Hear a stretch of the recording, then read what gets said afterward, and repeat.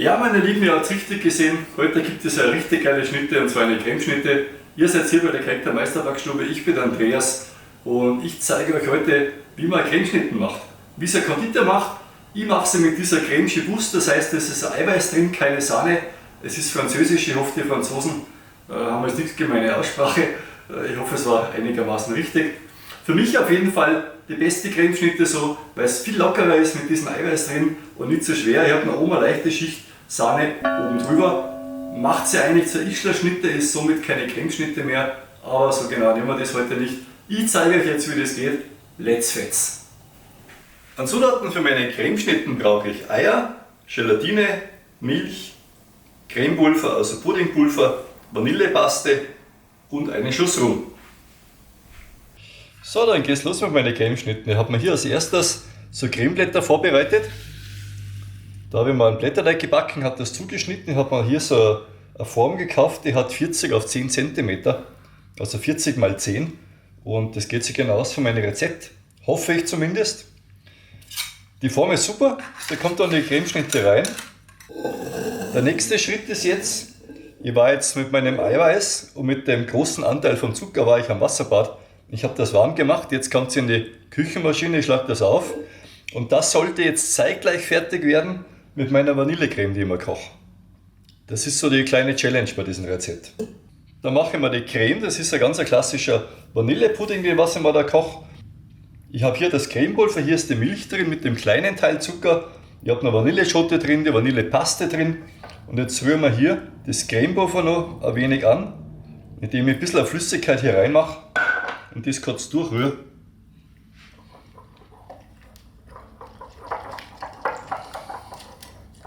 Was ebenfalls hier reinkommt, sind die Eigelb.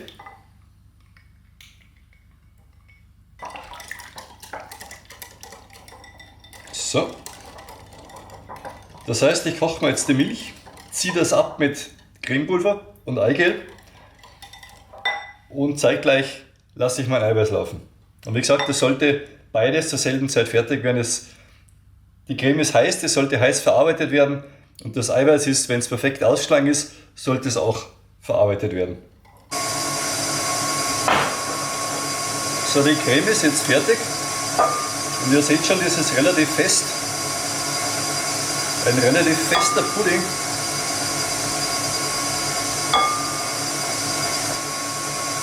Das auf dem Herd wirklich gut abkochen.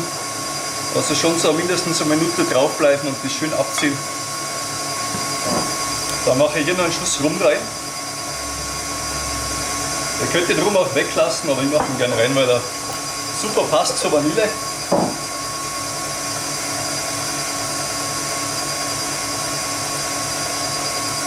So, ihr seht schon, das wird eine schöne Vanillecreme. Und die ist halt jetzt wichtig, solange es da wirklich warm, heiß ist, gebe ich mir jetzt hier mein geschlagenes Eiweiß drunter.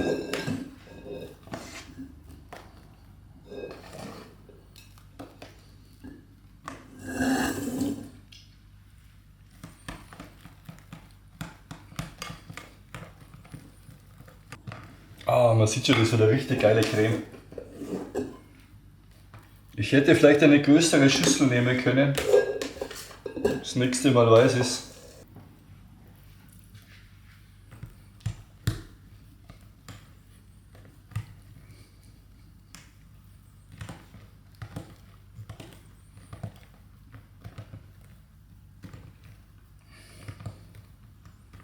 Ich hoffe, ihr könnt es sehen, wie schön fluffig das die Creme ist. Und ohne Sahne drin. Das macht sie auch halt super leicht. Und für mich halt die beste Cremeschnittencreme, was man eigentlich machen kann. So, dann brauche ich hier meine Form. Dann fülle ich mal das hier rein.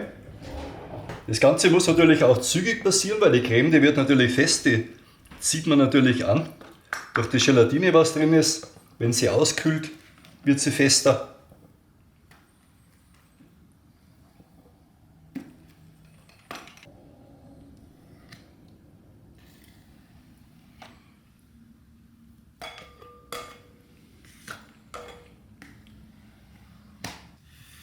So kommt das Ganze jetzt in die Kühlung rein und das dauert schon 3 Stunden, müsst ihr schon rechnen.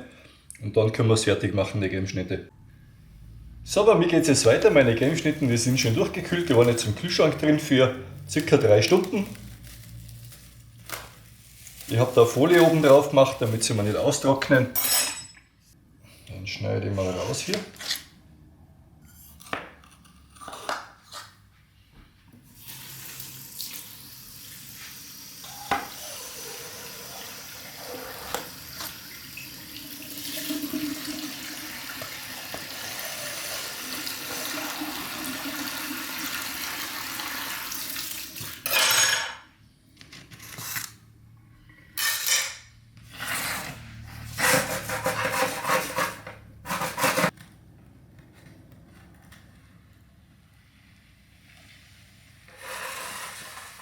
Die wehren sich ein wenig, dass sie aus der Form rausgehen, aber das nützt ihnen nichts.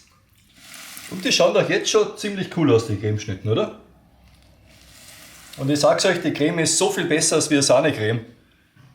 Mit dem Eiweiß drin. Das peppt es voll auf. Ich mache aber jetzt trotzdem noch eine Sahne oben drauf.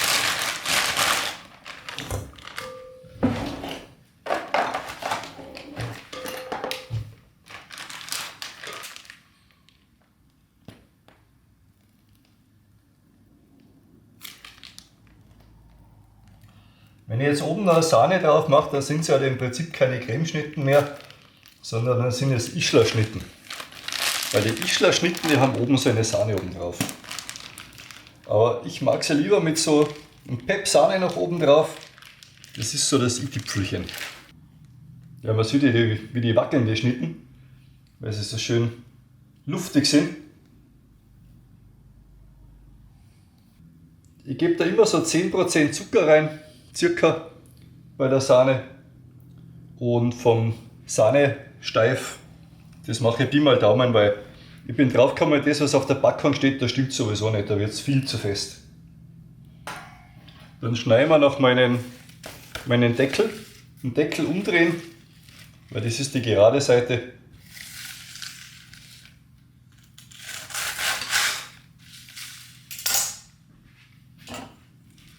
Den schneiden wir mit 5 cm die Schnitte.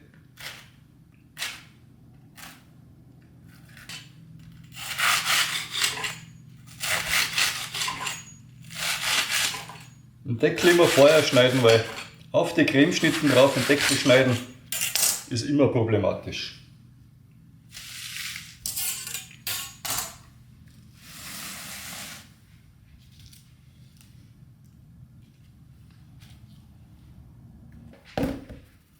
So, noch der Puderzucker.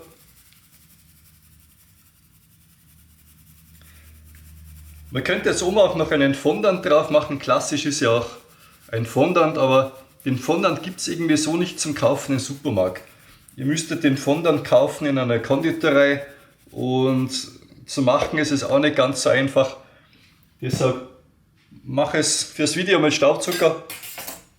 Ist auch total legitim und schmeckt genauso gut. Und sind es auch nicht so süß. So, dann muss ich es nur schneiden.